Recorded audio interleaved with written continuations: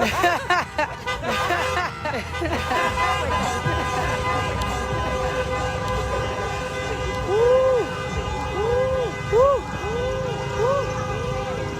is beautiful, y'all. This is beautiful, y'all. This is beautiful, y'all. It's quiet.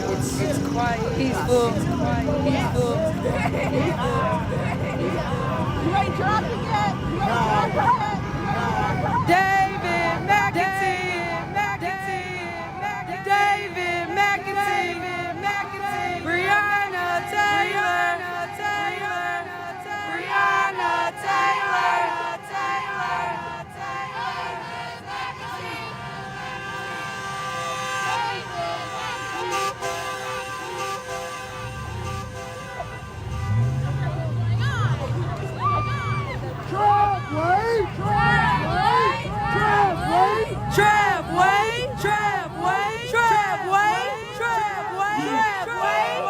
Real quick, I want to let y'all know we are about to have a great time today. We're about to do our second segment.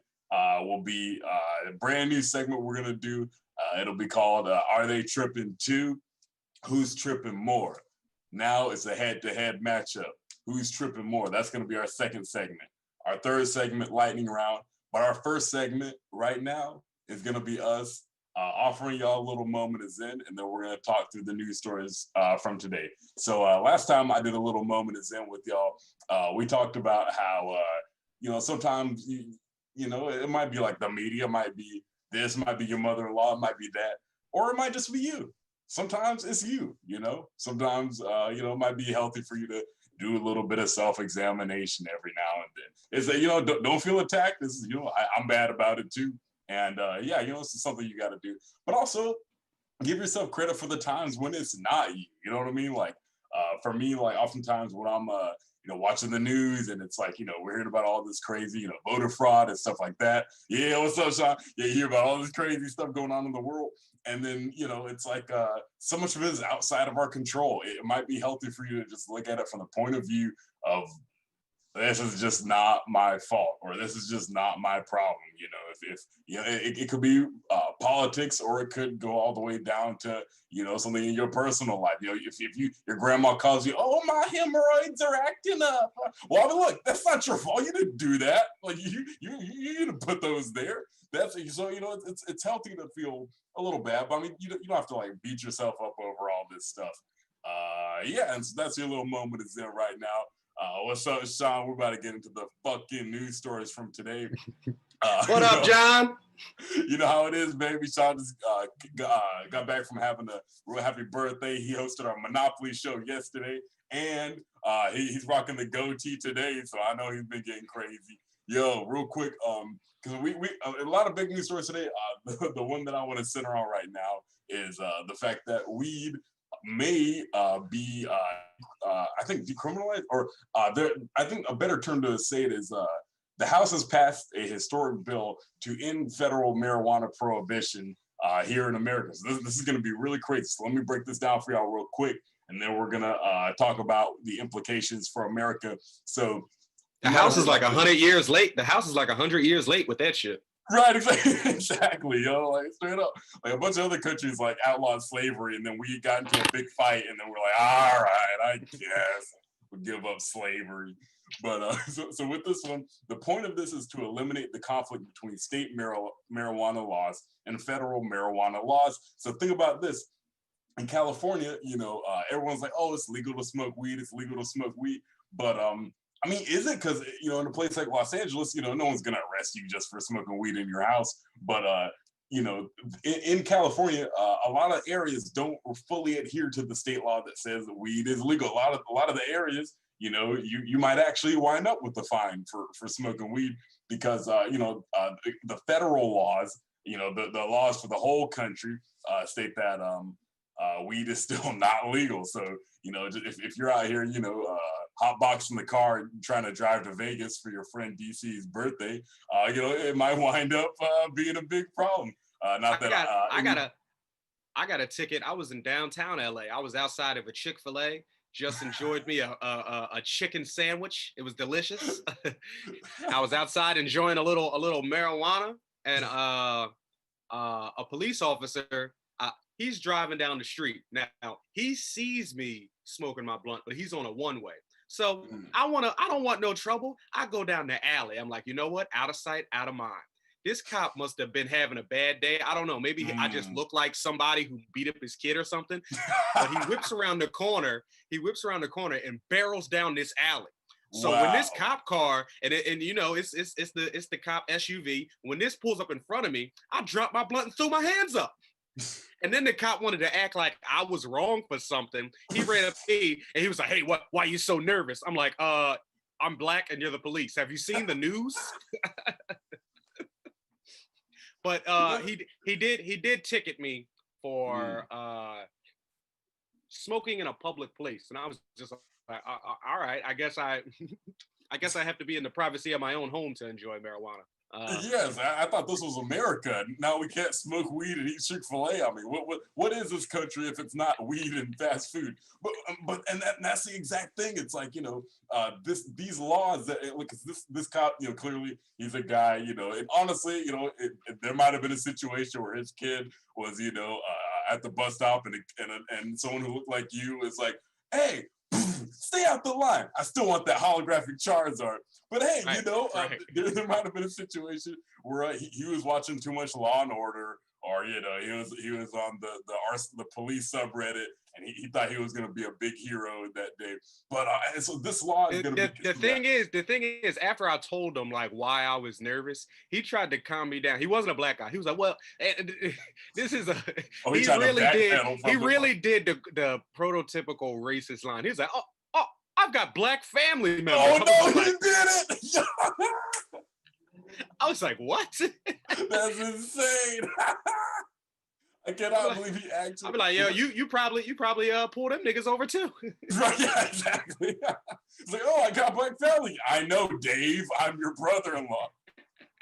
But that's the crazy thing. So when this story, you know, you were like enjoying a blunt, as half the city does oftentimes, and you know, this cop comes barreling down this alleyway, and it's so wild that, you know, he is clearly the aggressor here, and he's out here acting like, "Oh, well, I didn't mean to make this seem like a scary situation." Like he stepped out, he basically stepped out like with the Klan hood, like, "Whoa, not to be racist, but."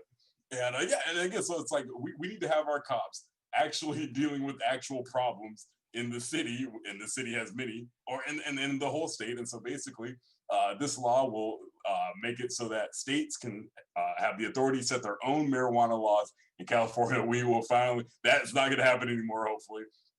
Also, 5% sales tax on weed. Money from that will go to programs to help people recovering from addictions to, you know, whatever drugs they might have. So it almost kind of reminds you of like Portugal, how, you know, they made it so, you know, their government's fixated on helping people out. You know, this might decrease the Seth Rogen movie revenue, but you know, it might be a good thing for society, you know. Hell yeah. Yeah. I don't even think that I'm not sure if a 5% tax is like, I don't know if that'll change anything as far as donating to programs, because most of the people who are like the top weed consumers, the customers, the weed buyers, they're not going to the shops. They're not going to the shops that are charging tax. Right. I specifically, if I find a weed shop that charges tax, I get mad at them. Like, what do you, this is drugs you're selling. You're going to tax me on this? See, seems like this bill may not take the wants and needs of average Americans into account. Because yeah, back when I was out here smoking, you know, I would buy weed and I'd be like, "Oh, I thought this was $20. I hand you a 20. Now you want tax? Like, what is this? Like a car? Like I need to find it? Or you need like the license and the tag and all that shit? What the fuck?" And the tax amount is never like, all right. I don't know what sales tax is in California. I know it's usually between 7 to 9% in most states. Yeah, I think it's about 10% out here. It's 10% out here? Okay. So if I buy a $1 cheeseburger, I'm paying $1.10. If I buy, you know, 20 cheeseburgers, I'm paying $2 in tax. If I buy $20 worth of weed, it always comes out to $27.45. I'm like, hold on, wait a minute. I came in here, I hit the machine, got $20. The board up there says $20. Right. I mean, that's the thing about weed delivery. I just got 14 quarters on deck. Like, no. Exactly. I came here with a 20, a crisp 20 with Harriet Tubman on it, and now I'm out here needing some other racist white guys to make this purchase. So I'm trying to find out which weed you got for 15, so I can still have 5 left over to get a $1 burger. Right, exactly. Yeah, hey, this marijuana issue in America is huge. If this bill becomes a law, what do you think the impact will be on Stephen A. Smith? Oh my gosh. See, here's what I don't like about Stephen A. Smith. He condemns every Black player for smoking weed. Now, the NHL and the MLB, they don't test their players for weed because really? It's crazy. The NFL and the NBA are the only 2 leagues because our players are predominantly Black. And you know that after the game, before the game, we may want to get high. But Stephen A. Smith loves coming down on these players like, yo, stay off the weed. You're fucking up your money. Stay off the weed. Like Ricky Williams has been getting hit every down since he was 5 years old. He needs to hit the blunt for his body. Right. And to call him irresponsible, say he's not a man about his money or something like that because he wants to smoke a little weed. I know Stephen A. Smith smokes weed. I know this guy. He lives in New Jersey. And I know that after he hates on Shannon Sharp for taking his spot with Skip. Gets mad at Colin Cowherd. After he sends a passive aggressive text to Max Kellerman. and after he cranks one out to Jalen Rose's wife Molly. He rolls one up and smokes that shit. Exactly. It's the only thing that could explain his erratic actions and the way he acts. There's no way this guy's not high on something. That's where he finds those words. He gets high and like, right. I'm gonna use this word tomorrow. This is stupendous.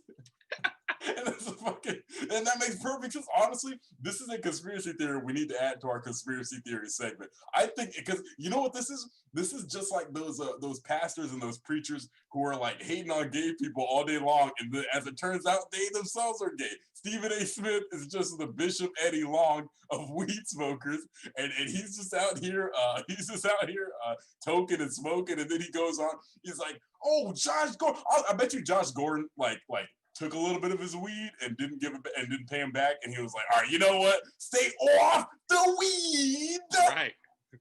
Just went nuts because he got mad at him. And it's crazy because this decriminalization is getting even realer. So this season, the NBA isn't testing for marijuana. Oh, wow, that's right. Hey, players gonna be like Patrick Beverly's gonna be like a Buddhist, like from here on out. Like these guys, like there's gonna be no shoving. Like there's gonna be no penalties called this whole season coming up. I wanna pay attention to that. I'm going on record saying that there's gonna be a record low number of technicals. Like it's gonna be like in the 50s when it was Bob Cousy playing fucking playing the plumber from next door. Yeah.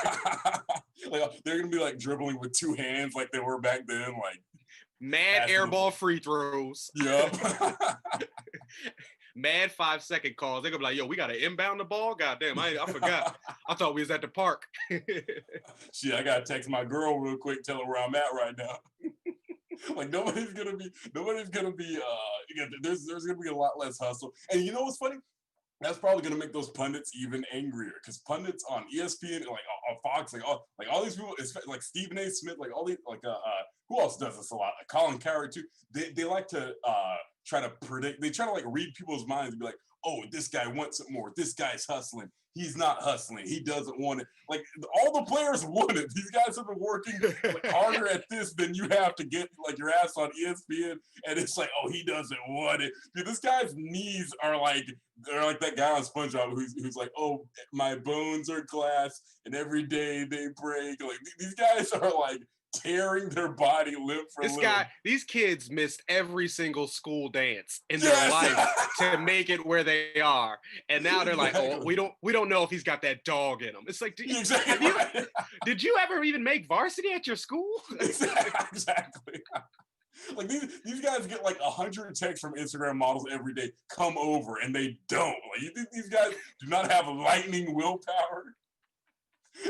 Like Stephen A. Smith would nut from seeing these girls, and these guys are like, they're begging to jump on their dick, so they're saying, "No, I have practice today. I need to show up at the children's hospital and make an appearance." Like these guys have Hall of Fame like levels of restraint, and yeah, they'll be like, "Oh, he doesn't want it. He doesn't want the championship." They all fucking do. They all do. I hate that they make weed like such the demonized vice that it is, like Stephen A. does. Like he don't say nothing about any of the players, LeBron, Michael Jordan, anybody smoking cigars back to back to back. Gambling. Anybody can gamble. They can drink wine. Magic Johnson used to say, "Oh, I don't smoke or drink. My vice is women." You see how he turned up? This nigga got HIV. Like nobody demonizes these things, but right. because Steven Jackson and Matt Barnes want to get a good nap in. These guys don't want it. Exactly, they're bad now. Those players, like Ray Lewis, just like killed a guy in my hometown, and then like all these fucking guys, like, yeah, Ray Lewis, he fucking wants it. No, Ray Lewis wants a good liar to get away with this murder charge. That's what he does. Want it? The it is like to get acquitted. That's what Ray Lewis wants so bad. Ray Lewis kills a guy, and Ricky Williams is the bad guy. I know. Josh Gordon is like the villain, and then like all these guys who are out here like fucking like, because here's the fucking thing that just gets me. It's like I don't know. I just feel like weed. It's irrational to view it as like demonic and evil. Especially since all these, because when you watch the NFL, half the commercials are Bud Light or Miller Lite. When the mountains turn like fucking blue, that's how you know the beer is cold and your piss water is ready to drink. Like all these there's so many alcohol commercials. Right. All they advertise is get your beer and buy a truck. It's like, okay. Exactly. Drunk driving. All right, I'm with it. They're like, hey, we know you can't afford this truck. Just do that 30% loan and have that $500 a month car note. And but don't smoke. Don't you want to be built Ford tough with a Corona? Hey, I'm a girl. Sign up for DraftKings. I'm just gonna honeypot you right now and fucking like put my titties in your face so you gamble away your kid's college fund. I know you like football, but do you like pussy? Hey, you sitting there on Sunday. Hey, I do like football. Yeah, exactly. I like pussy. yeah, that's me. I do that. Yeah. I'll do whatever you say. And all of a sudden, like the wife's like, "Where's all our money?" It's like, well, you didn't put out, and I was horny, and I saw the girl on the TV, and she said, "Remember when you told me to just go watch the game?" Exactly. You were out with your little friends, and so Tiana Trump showed up and told me that DraftKings was offering 50% off. So fuck it. Okay. I saw my money on the Bills game. I don't know if you have seen this, but our last episode we discussed Antonio Brown. That's right. He was wilding in the Steelers locker room. God. Okay, did you see him and Tiana Trump? He what? No, he's in there recording Tiana Trump, and I guess he gets a little too into it because he starts kissing her and move. You know how the camera's not on him; it's on her, and she's doing her thing, performing the act, giving him head. And then out of nowhere, I guess he gets into it and starts kissing her and moves his phone, and then there's just the big Steelers emblem because he's in the locker room with her. He's in the locker room. What? And she was for the team because there's videos of her with the linemen. She was just in she was just at practice that day. Like the organization was just, they hired her and was just like, you know what? Make sure the guys are ready for the season. they got her doing like a meet and greet, like she's a Make-A-Wish kid. Like, Exactly. How She's just in there. She have a press pass. I wonder if the Steelers win, does she get a ring? She's an equipment manager on the right, team. She's part of the trainer staff. She's part of the trainer staff. You know, Antonio Brown loves a trainer. He loves to appreciate his trainers in a lot of ways. You guys, for those of you who've been following that story, you know, Antonio Brown, he's a BGS. Yo, shout out BGS. He said she's a team player. BGS said they postponed the girls until after practice. Honestly, yeah, straight up.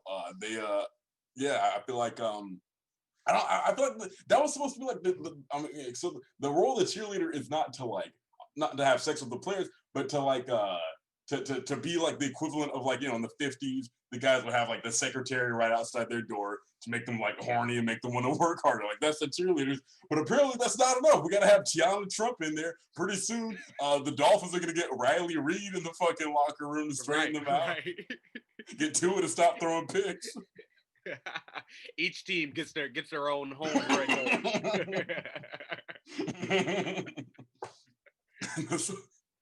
That shit kills me, man. Because honestly, I could totally see it happening. I could see they'll have each team has like and they'll be going on those shows too. Like Stephen A. Smith will be like, "You have a phenomenal pussy."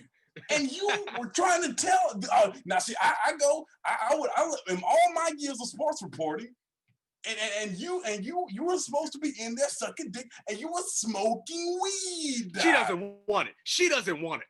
Exactly right. Exactly.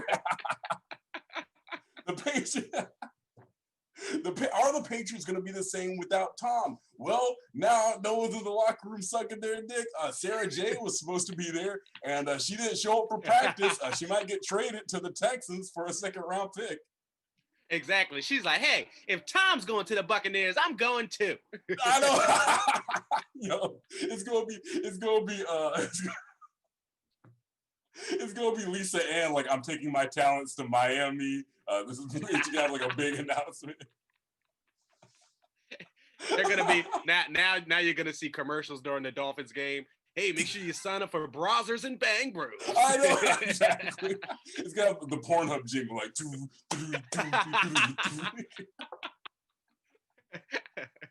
Yo, what if they have a they'll have, you know how like the dudes, whenever they're about to pick a college, they'll have the hats on the table and they'll like pretend to put one on, throw it. So have like the Pornhub hat and they throw it. Right. They put on the Falcons hat, like, yeah, we're going to Atlanta. I've decided to take my talents to X videos. And the mom will be sitting there like, that's my baby. My baby. We always knew he was special.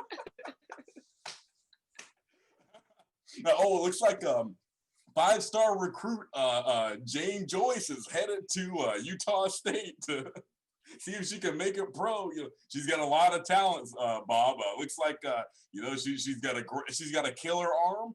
She's got a great instinct, a lot of athleticism. We will be excited to see how her career develops in the future. And because that's the fucking thing. It's like somebody like Antonio Brown. It's definitely for the best that Antonio Brown got chastised for everything he did. These guys they're not getting in any ice baths. They're not getting any electro stem, no foam rollers. They're just, you know what, you get all this tension out of me, girl. Get to work. You do that 1950s style shit. That's that shit Dick Butkus was doing. That's that shit. So Gale Sayers, like Barry said, like that's what all those dudes were fucking like.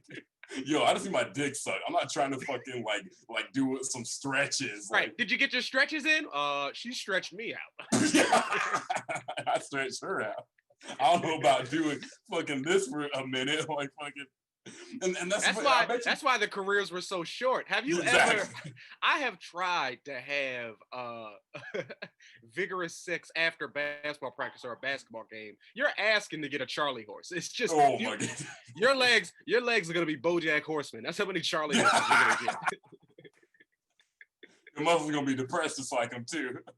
And that's the fucking thing. It's like, there's got to be like I don't know, it's interesting. You're trying to fight through it. You're trying to fight through it. Stephen A. said, "I gotta want it." Exactly. Skip Bayless is gonna be like, never in my 40 years of sports reporting have I seen somebody who just has no steam after fucking, and he lasted 4 minutes. Now, you see Tom Brady, when he turns into Psycho Tom, you'll see him last an hour. That is athleticism. Then he'll take it over to LeBron. Now, LeBron is big Right, and exactly. as strong as he is. Oh, He doesn't Skip. fuck like Michael Jordan. Oh, Skip. Ooh, Right. when you see him Now, fuck, Skip. When I seen LeBron, they ain't fuck. he be laying that dick down, long dick style. Woo, Skip. Skip. When I be on that hand in their mouth, Right. I fucking shit at the bit. Now, Skip, when I was on the Broncos, now I met up with the who the fuck I can't remember his name. I met up with John Elway's wife. Right. When I was growing up, I used to watch my brother Sterling fuck, and I said, you know what? Exactly. You know what? One day I'm gonna fuck better than that. My grandmama used to tell me, you gonna fuck better than that, baby. That's what grandmama always used to tell us. That one day I was gonna lay down that pipe, and Sterling he tweaked his ankle and never played this game again, Skip. But I was still fucking all them models. Still, okay, Shannon Sharpe, he has like kids in like I have no idea who they are or where they are. Like nobody, like he every now and then he'll be like, oh, my son this or my daughter that. But like his kids is like are nowhere to be seen, and their moms are like completely unknown. Like it's crazy for a Hall of Fame football player. Nobody has any idea like who these kids' moms are or anything. You know. I'm looking it up now, but you know what cracks me up? Shannon is we loved Barack Obama for being the prototypical black man. Shannon is like the prototypical nigga. He's successful. Yeah. He's well dressed. He's Right. well spoken, but he still talks ignorant shit. Yes. And if Snoop passes him some weed, he gonna hit that shit. I know. Yeah. I might have been a little low key faded myself. Like that's what he fucking said when they were talking about Ezekiel Elliott saying he was low key faded on the stream. But the crazy thing to me is like, and Shannon Sharpe's wife is white, which cracks me up. yeah. That's so funny. Shout out The to my interracial couples. I fuck with the interracial love, Hey, but there we go. I'm just saying that for him to be the prototypical nigga, Right. like, look at my white girl. I'm like, go ahead, Shannon Sharpe, go ahead. he makes like untold sums of money, but can't resist like smoking at work. Like he's still Niggas in Georgia's like, look at Shannon, look at old I know, Shannon. man. we see ourselves in him, like the way like nerdy white dudes see Elon Musk, like literally like black people in Georgia. Shannon Sharpe, that's like our Elon Musk, like that's our like Jeff Bezos that we idolize and want to be like. You be like, Mama, I'm gonna be the next Shannon Sharpe. Right, All right, exactly. baby. Like everybody in Middle Georgia, because Shannon Sharpe, he just worked out for a while, and slept in a shack for a long time with his brother, and was raised by his grandma, and now he's just drinking on television and talking sports. Because see, everybody, all the other black people in Georgia are just drinking and yelling about sports for free. Like we're not getting paid to just like get drunk and try to say Drew Brees is washed up. He be on First Take at 6 a.m. like, ooh, I got that hen dog. I'm like, shit, Exactly. You gotta be here till the evening, right? We haven't even got Chris Broussard in. he's got like a full day of shit. He's like, oh, Skip. Now, watch LeBron James pull up for that three. Woo! He's better than Michael Jordan. I can tell you that. Oh, and all his antics too. The antics are also what make it, because it's not just the fact that he like drinks or smokes on the air. He when he likes somebody, he goes all out. He walks into the studio with a goat, the animal, a goat wearing a LeBron jersey. Like, yeah, that's right, Skip. Like everyone from Middle Georgia, every black person from rural Georgia, this is their Elon Musk. I'm telling you. Hold on. Well, when he wears the goat mask, he'll be up there making sheep noises. He'll be like, bah. I'm like, yo, you know that you're supposed to be a goat, right? He'll be like, yo, whatever, nigga, fuck it. He'll have on the goat mask. He'll have on the goat mask and have a mild on the goats. I'm like, yo, that is animal cruelty. Exactly. Goats do not. They eat a lot of things. They do not chomp on cigars, bro. Yo, that shit cracks me up. Yeah, he'll be like, moo, yeah, that's right, Skip. Yeah, oink, oink, I'm a goat. Yeah, I'm LeBron. He just started making random noise. I'm a goat.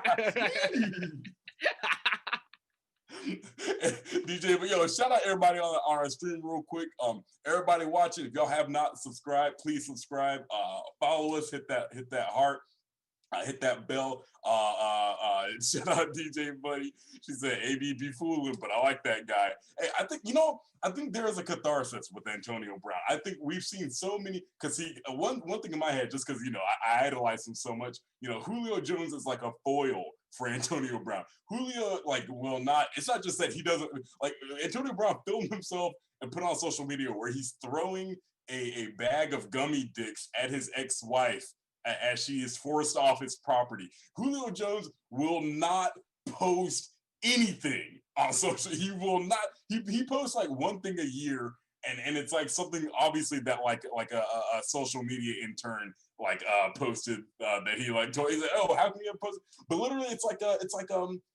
But I feel like what we really want to see are more Antonio Browns. Like that's what we really is Julio Jones like the quarterback of wide receivers? Is he like is he like the one wide receiver who was raised in a stable home and was given love and he's got an ounce of self-respect. He doesn't have to right. He doesn't have to wear his confidence on his sleeve. Yeah, exactly.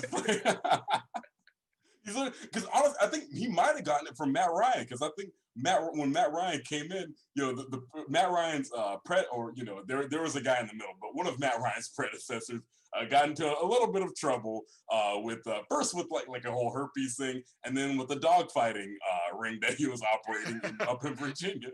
And so I think Matt Ryan's approach was like, oh, maybe if I just literally don't do anything.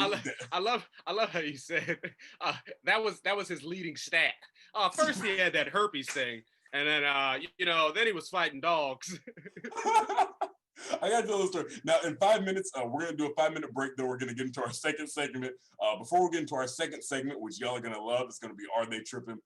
Before we get into that segment, I gotta talk about the whole Michael Vick herpes thing. You might, every now and then in Atlanta, it's a rare find, but you might find it. You might go to a Goodwill, and there's a Falcons jersey that says 7 and Mexico on it. And the reason for that is because there's a huge scandal in 03 or 04 where Michael Vick, he had got herpes from a stripper or some person like that.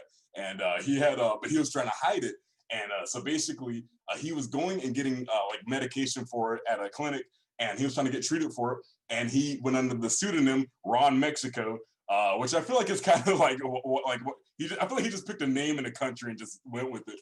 But basically the jig was up when he tried to board a flight at the airport in Atlanta, and he had weed, and he hid it in a water bottle, which that's the number one thing they check, water bottles. And so when they caught the weed in the water bottle, they also found a fake ID or something that said Ron Mexico.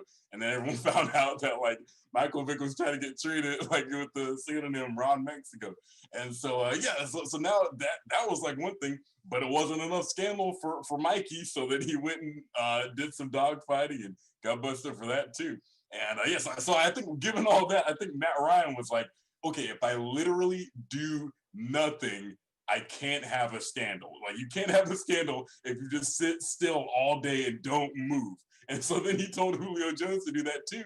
And now they're still working with the same employer and have had no scandal, no bag of dicks, no the Me Too thing where you jizzed on the trainer's face. None of that. Julio is he just manages his dealership that he gets residual income from. And probably sends a check to his mom for a new car, and he just kind of doesn't do anything. There's no Tiana Trump, and there might be Tiana Trump, but it's not out. It's not broadcasted to everybody. If Julio Jones does do his dirt, he does it correctly. Yeah, exactly. He makes sure that everybody's consenting, everybody's paid. Exactly. He has an alibi. He's got a lookalike. When he's out doing his dirt, he's got a lookalike at the gym working out. Yeah, right.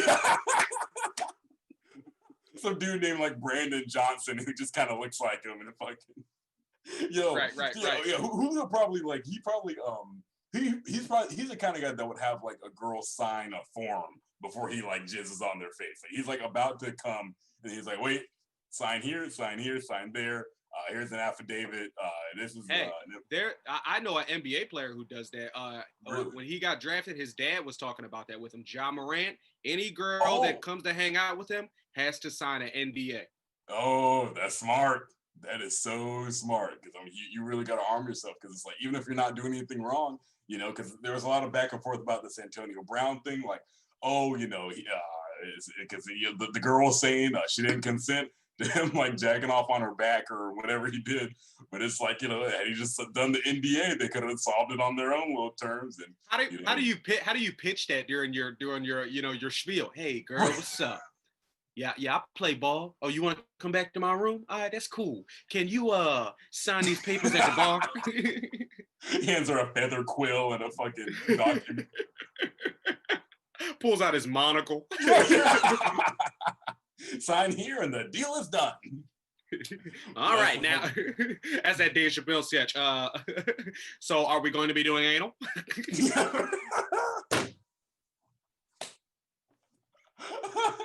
That's precisely it, man. And like I said, you know, just in a minute, we'll go to a 5-minute break, and then we'll come back for our second segment. But yeah, to wrap up, you know, this bill, and it's called the MORE Act, Marijuana Opportunity Reinvestment and Expungement Act. You know, made it through the House. We'll see if it makes it through the Senate. The Senate, it's looking like it has a Republican majority, so it might be hard to get this bill through that Senate. That'll be another challenge for another day. You know, Jerry Nadler, a representative from New York, said he's long believed criminalization of marijuana has been a mistake. There's a racially disparate enforcement of marijuana laws that has compounded this mistake, and it has serious consequences, especially for people of color. So on that note, you know, we'll leave right now for our 5-minute break, and we'll have like some videos for y'all. Stay tuned, stay with us, and then we'll go into our segment. Are they tripping too? Head to head, who's tripping more? All right, we'll be back soon, y'all.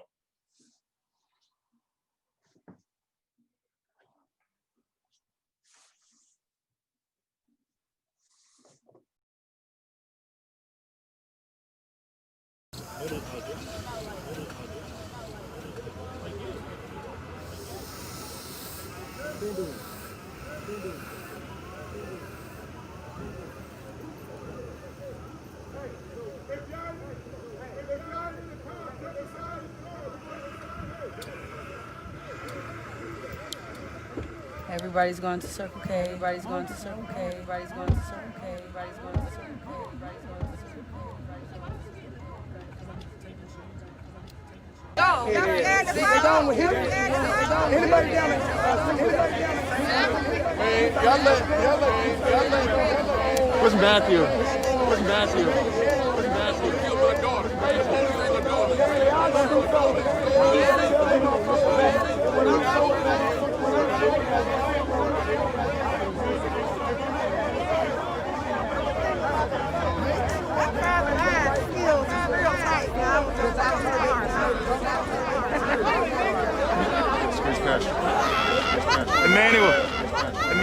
Emmanuel. Nobody else said it, man. I wanted to say I commend you on what you did with the following. I'm lightweight jealous because I would have rather been on the back of the vehicle with you. And I just wanted, if no one else has said it, thank you. Thank you, man.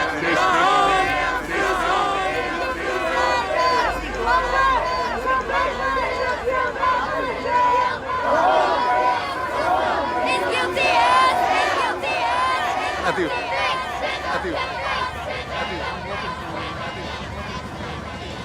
2340. Okay. Yeah, I just wanted to show you that. Okay. I just wanted to show you that. Somebody- I just wanted to show you that. Somebody- I just wanted to show you that.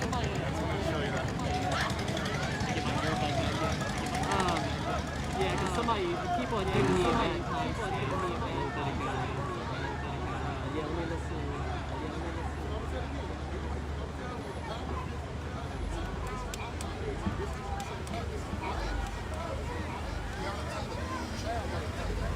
Again, they are telling the guys.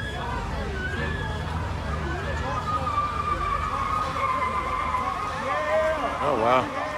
Oh wow. Wow. They didn't unlock the wheels. They didn't unlock the wheels.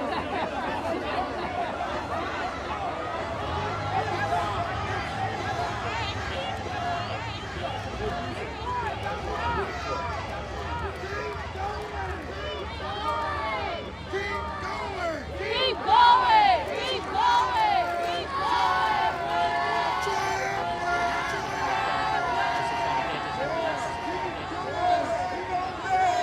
Emmanuel chased the vehicle down, and then followed him to this location. Without Emmanuel, we wouldn't have been able to find him. I think moments like that, he definitely deserves recognition. So I told him earlier, face to face, definitely shout out to Emmanuel for what he did. Wanted Emmanuel immediately just figure out, all right, I need to go after this guy and at the very least see if he can get information. Ballard. Matthew's last name is Ballard. Matthew's last name is Ballard. Matthew's last name is Ballard. Right, like a right, like a right, like a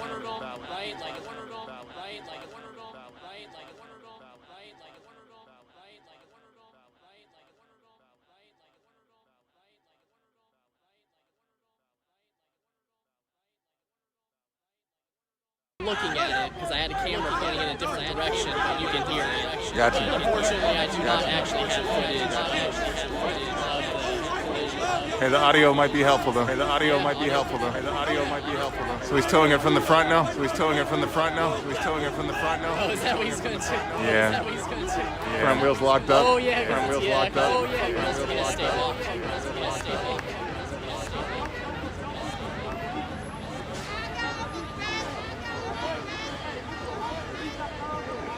I know I shouldn't be focusing on this right now, but I really wish I would have been on the back of Emmanuel's vehicle when that happened. That would have made my entire week. Seriously, you know, seriously, that would have been.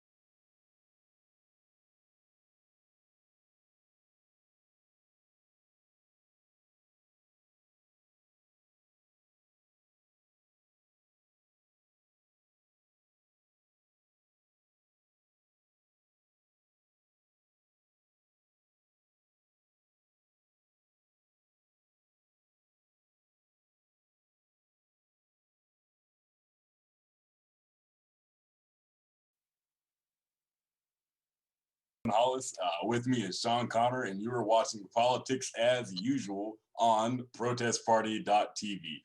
Thank you so much for joining me, everybody. We have another segment coming for y'all that I came up with that y'all are gonna love. This is a follow-up to our segment that we had a few weeks ago that was called Are They Tripping? Now we got Are They Tripping 2? Who's tripping more? Head-to-head matchup. So, before we get into this segment, I'm gonna ask a question to Sean. This is a hypothetical. Do you feel like twerking is indecent? Okay, I feel like there is a time and a place for everything. Twerking is not, outright bad. I mean, I love twerking. Trust me. Right, yeah. Me too. As much twerking that's on my Instagram timeline. Trust me, I subscribe. But I am also a connoisseur of the art.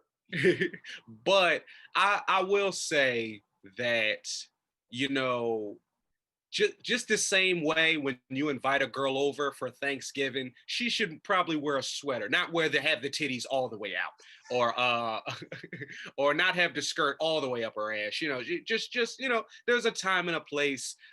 If you're young, dumb, and full of cum, yeah, twerking is great. But if I'm at Sunday service with you know, on the front pew, I don't think we should be twerking during the praise break. So I think that if you have to wear a suit and tie somewhere or an evening gown, I don't know if twerking in the evening gown this isn't a wedding, it's not a prom. So you know, I think there's a time and a place for everything. Like if I saw a girl twerking while some trap music was on in the club, I'm like, yeah, go ahead, live your best life, girl. But if I saw a girl twerking at the doctor's office, I'm like, look at this ratchet bitch. Turning up for the fucking COVID test or whatever.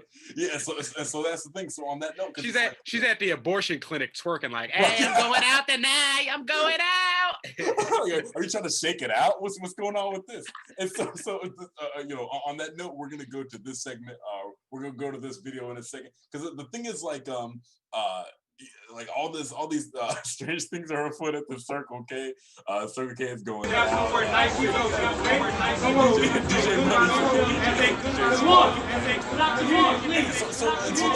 Somewhere where our people can feel good about ourselves as a culture, okay?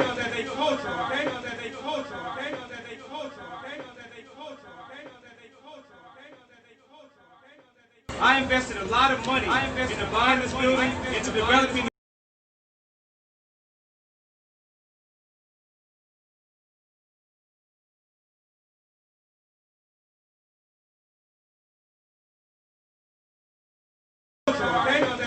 No, real talk. It's all this twerking and shit. Take it to crime, take it to pink. Don't bring it here. So beyond that, 75% of my customers are ladies. And I want men to show respect for themselves for how they carry themselves here. So how can I tell the men to respect themselves? You guys are talking on class here. You want to do it? Fuck out my restaurant. Because I did it for our people and I did it for our people. So don't do it again. I don't want to hear it. If you don't like it, get out because I don't need your money. Get out. I need to provide something for my people. And don't do it again. Thank you. Don't do it again. Thank you. Don't do it again. I invested a lot of money into buying this building, into developing the building. Well, this man goes on this big rant, and he's not pleased that we got some folks in the restaurant who are engaging in the twerking arts. So that's the thing. I feel like it, you know, raises a lot of questions, you know, around like the way maybe it might be like a matter of, you know, taste. Maybe it's like a generational divide, a generational thing. Maybe more people of our generation are like more open to please. Somewhere where our people can feel good about ourselves as a culture, okay? No, real talk. It's all this twerking and shit. Take it to crime, take it to pink. Don't bring it here because we're a restaurant. So beyond that, 75% of my customers are ladies. And I want men to show respect for themselves for how they carry themselves here. So how can I tell the men to respect themselves? You guys are talking on class here. You want to do it? Fuck out my restaurant. Because I did it for our people and I did it. I wanna like what stands out to me in this is that this was a Black-owned restaurant, right? Correct. And I wouldn't say necessarily that we don't respect what older people have left for us, but as Black people, we tend to second rate ourselves. Like if we know a business is Black owned, we respect it less. We expect to get the hookup. We expect you can bend the rules for me because we Black. And it fucking sucks because, like I said, twerking isn't bad, but these guys are at an eatery, an establishment, and it looks to be a pretty nice joint. You know, they got the white tablecloths. and I think that if they were at a place like Ruth Chris or Nobu or Houston's or something like that, they wouldn't dare, because at those types of places, they really don't even let you wear a hat. They may come to you like, "Hey, sir, can you remove your hat?" And you be like, "What, nigga? I'm paying this for this food." Exactly. But like, I don't think that they would go to, you know, another culture and behave that way. So have that same decorum and respect, or maybe even have more decorum and respect when you're around your own, because I know that, you know, when you're in house, when you're in front of your family, you feel relaxed and you just want to, you know, let your hair down, let your shoulders back. But it's still like we have to respect each other to a point where we see ourselves as valuable, or nobody else will see us valuable, you know? Yeah. No, I think that's definitely a very good like observation and stance to have. I honestly agree with it too, because of the fact that yeah, I feel like we are kind of we really are we don't have a choice. We are tethered to the fight to be taken seriously in this country. You know, Black people as a whole. You know, that's part of the reason why Protest Party TV, you know, has the platform that it has. Why this channel exists, because you know that fight for us to be taken seriously in this country. You know, for us to view us as, you know, regular people who deserve to be seen fairly, treated fairly. And yeah, I definitely I see it all the time. You know, DJ Bunny brings up a good point though. DJ Bunny says those places don't play twerk music. Now I kind of see the side of that, because we're always asking for, you know, places that we frequent to cater to us.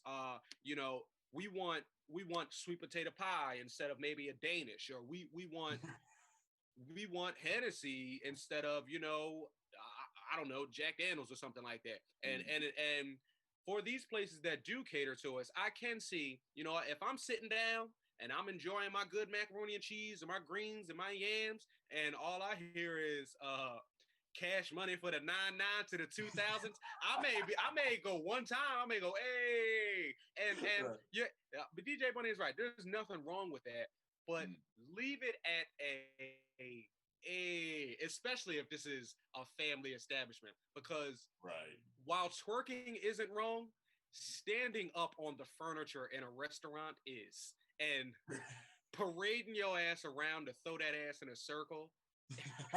If you're doing it for a bit, and then when they tell you to stop, you're like, oh, okay, I knew I was wrong. I get it. Everybody's wild and crazy. Everybody wants to have that viral moment. But if you're really standing on, no, we should be able to twerk and throw that ass anywhere we see fit. I don't necessarily agree with that. Yeah, and that's the thing, you know. It's like I feel like my main thing is it just goes back to, like, you know, we pretty much don't have a choice to adhere to that. We don't have a choice to have to fight to be taken seriously. And so, you know, I agree with you, and I agree with the restaurant owner. You know, this is a situation in which you should show a little restraint. You know, be like, because the thing is, I get the urge to have a good time. You know, we all want to have a good time, and maybe these girls, maybe they low key feel the way we do, and maybe that's motivating them to want to have a good time. They're like, oh, this is a Black owned business. Let's do whatever. Let's enjoy ourselves to the max, and they need to throw that ass to enjoy themselves. But again, it's going back to what DJ Buddy said. There's a reason this place is playing Beethoven and it's not playing twerk music. You know, they're probably playing. They're not playing fucking goddamn a Bad Bunny. You know, this is not J Balvin going on. BGS says I'm not having a good time. I am having a good time. Do you know why? Because I have our sponsored alcohol, the official alcohol of Politics as Usual, 4 Freedoms. I have it with me, and we're gonna do a little shot right now in the name of all our commenters here. Real quick, I'm taking a shot. John has a good time, but you need a friend like John when you're having a good time, because John is always looking out for the line. Some people cross the line and just keep sprinting. Some people go too far, and that's their starting point, going too far. John is always looking out like, hey guys, we're getting pretty close to the line.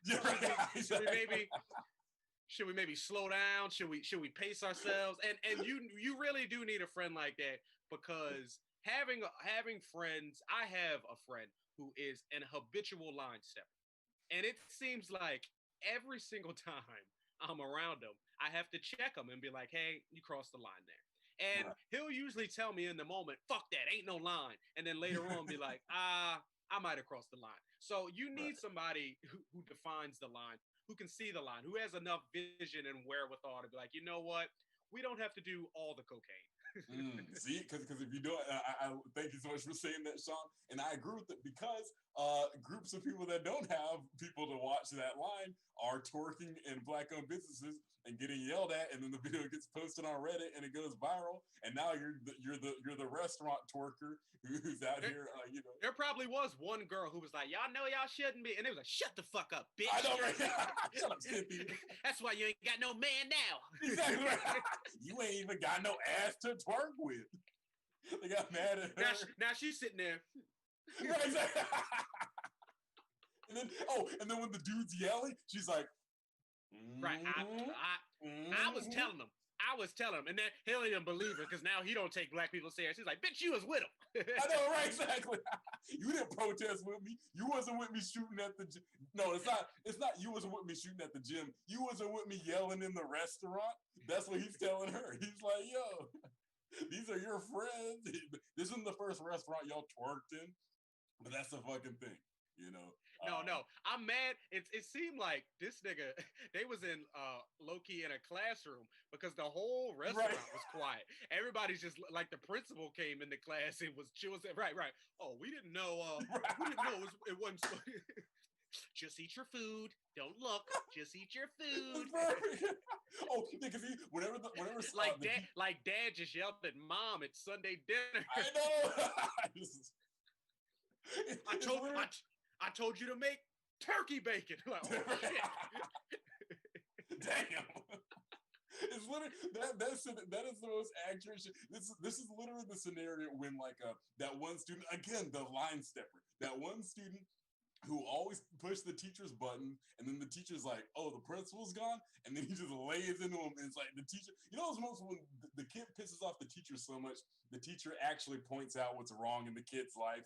Like the teacher's like, yeah, well, that's why your fucking mom was smoking weed at the parent-teacher conference, because she needs to, because she's got you at home all day, and you're a piece of shit. And the kid's like giving it back to him, and you're like pretending to write, but you're listening in like, damn, this is some good shit right here. Right.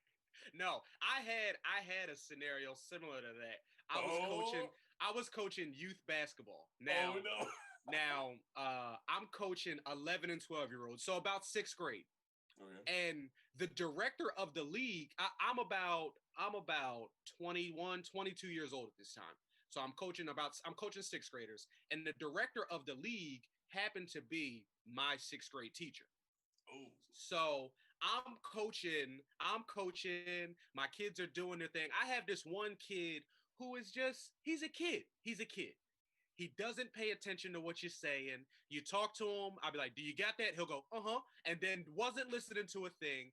So I'm trying to set him up in a defense. For any hoop fans, I got these kids in a 1-3-1. Now, for 6th graders, that's a little complex, but I'm trying to get them there. I'm trying to get them there on defense. Right. I'm trying to get them there on defense. So I'm like, all right, we're in a 1-3-1. For those of you who know, in the back of the 1-3-1, there is usually your fast kid who has to run the baseline. So I tell this kid, this 6th grader who's not listening, I'm like, listen, your only job is to protect the baseline, run the baseline. He's up at the top of the key. He's guarding people at half court.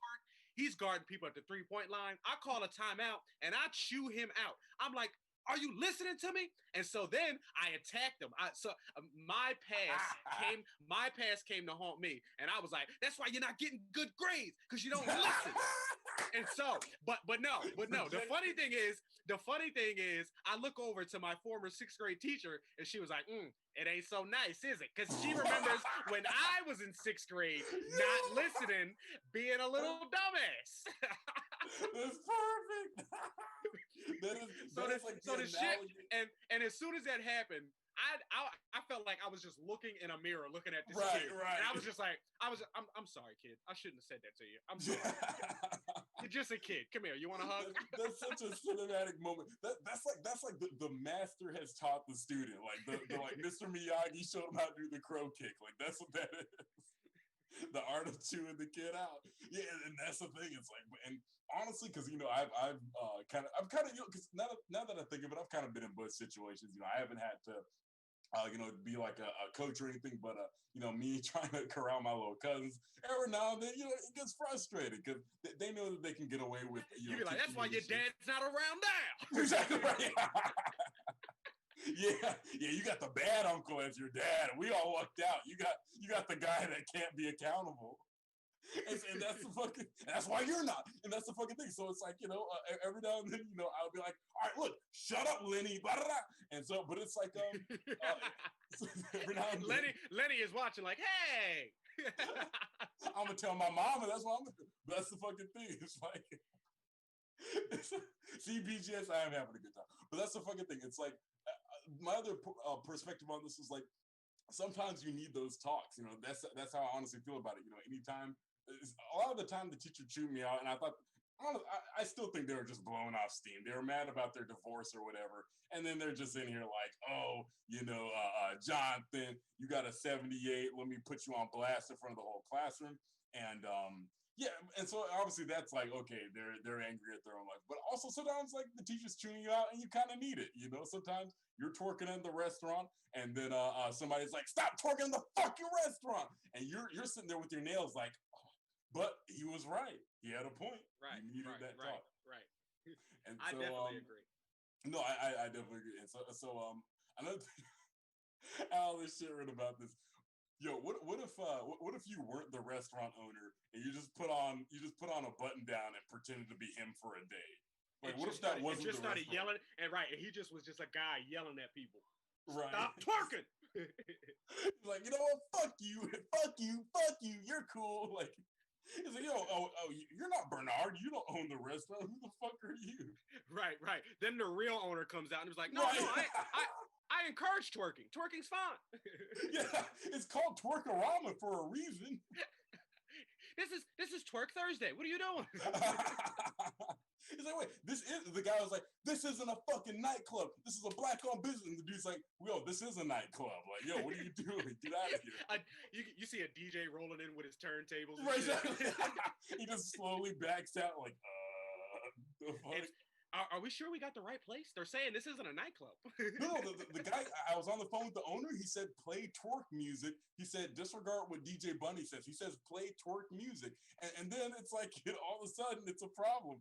Like I said, I think it'll be, I'm realizing that I'm starting to think like one of those YouTube guys, but I swear to God, it'll be hilarious if just for a day, you just went around to different restaurants. You're like, look, I'm the owner of this establishment. Or you were like, if it's like a fast food, you're like, I'm the manager. I just want you to know our hamburgers are pieces of shit. You need to leave this McDonald's and go to a Wendy's to get a real burger. This sucks. The line cook spat in this one. I know that for sure. You don't have any business going here. And that's again, something that is entirely possible. Not likely in this situation, but the thought of it is funny to me. One of the things he yells, I'm gonna bring this up to you. This will be our last point about this video before we issue our verdict. Who's tripping more? One of the things he yells is that he wanted to finally give black people a nice place to eat. Does he know Waffle House exists? Waffle House is that's where we send the worst of the worst.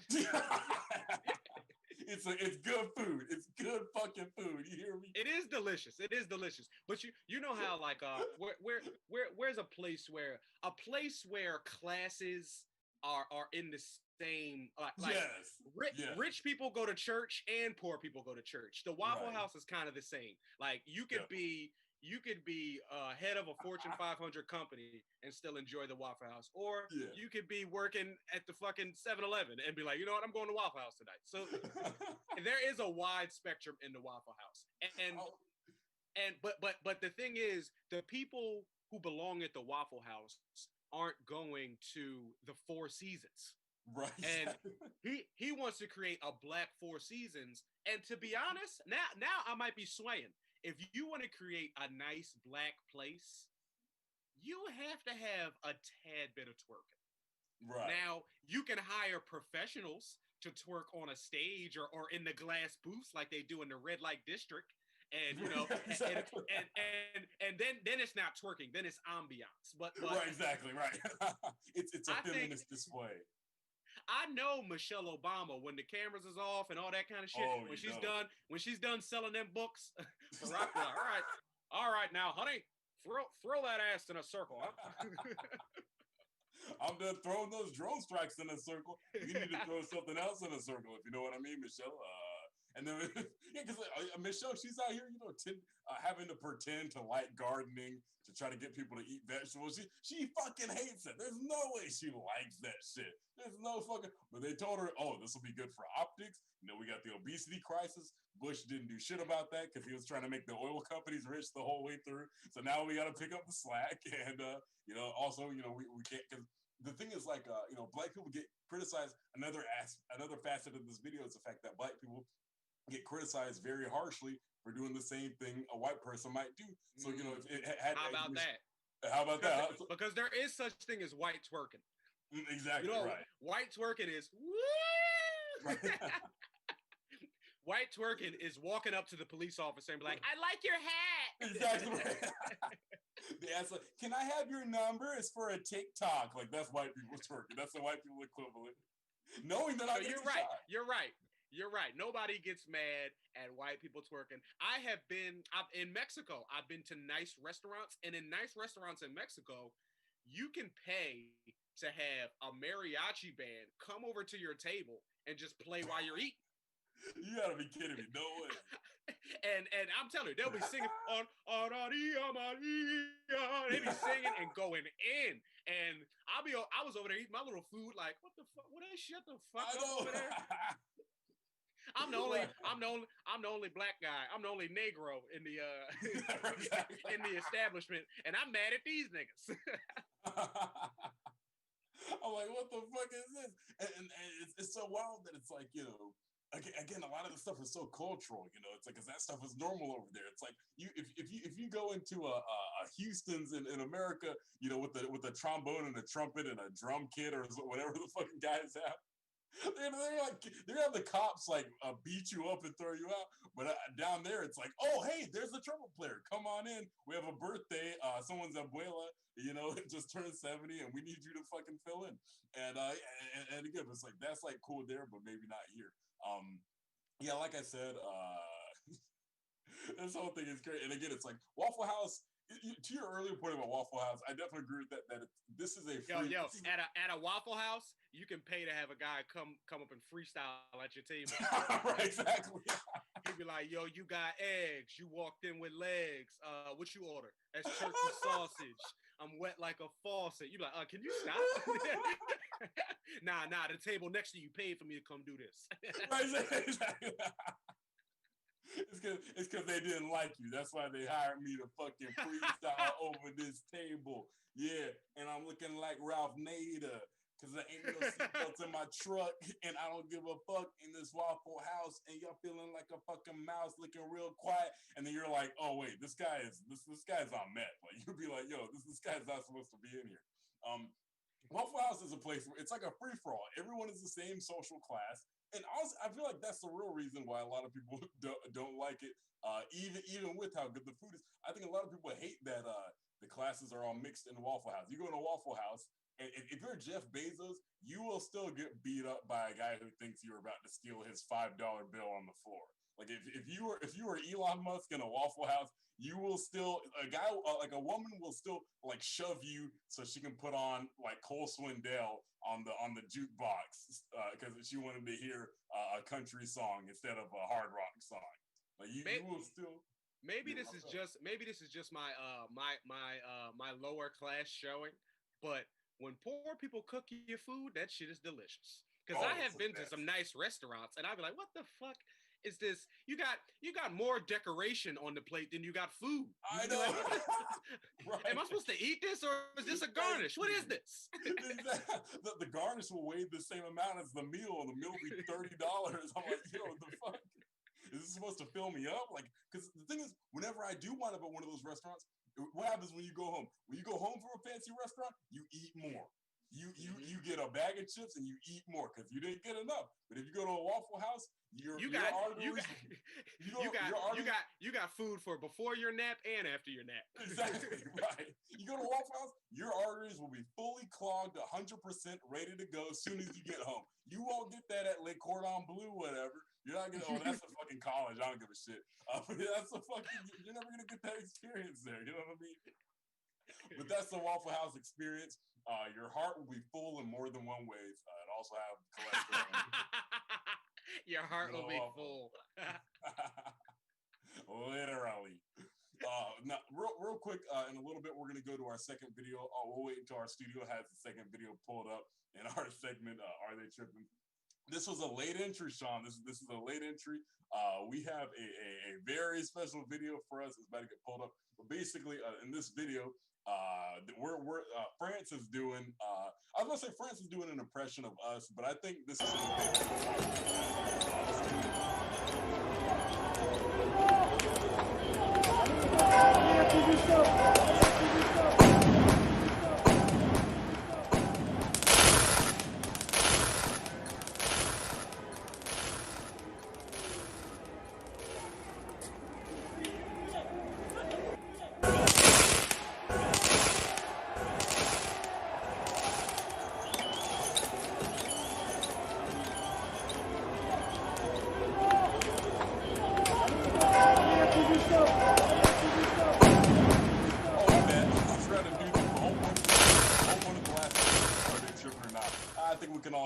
the girls twerking were the ones tripping.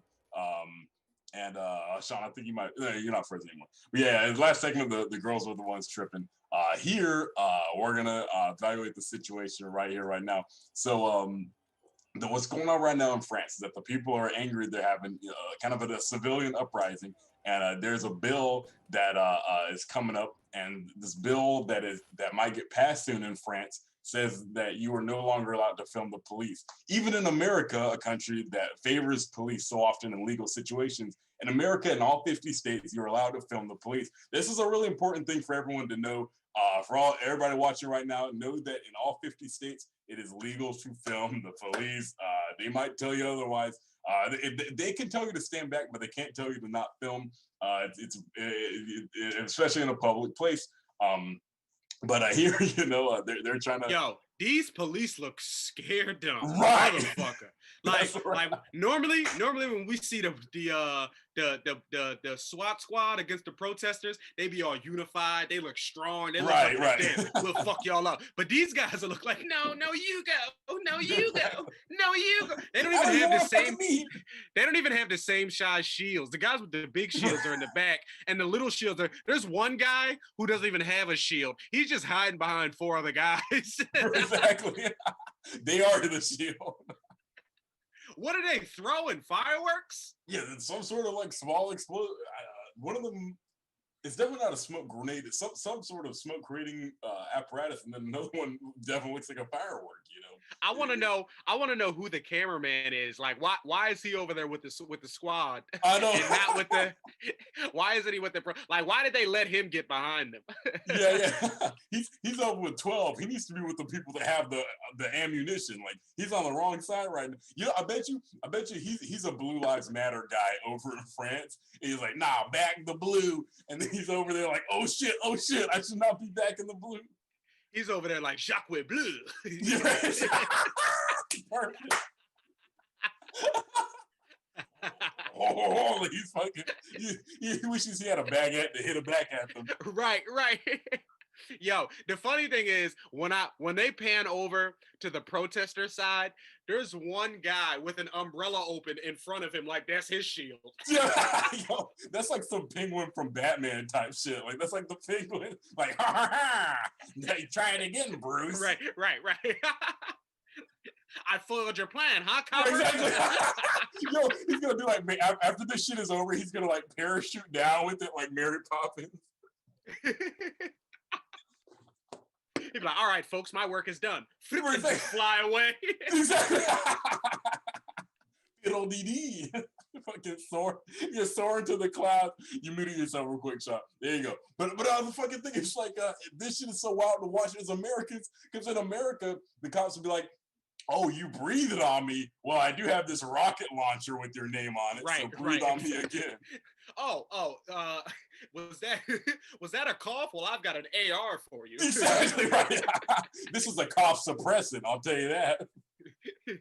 It's not some fucking thing. So over here, You won't make it to see ARP. It's like, exactly right, exactly.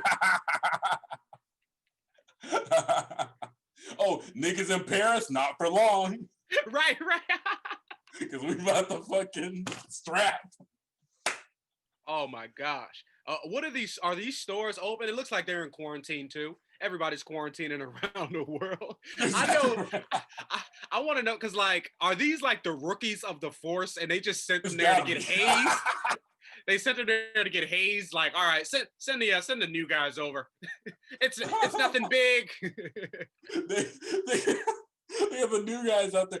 Yeah, this is definitely the hazing thing. Like every time there's like a big bill like this that the people all hate, they send like the recruits out there. Like, yeah, this will be like a shadowing opportunity. You know, you guys will get to see what it's really like.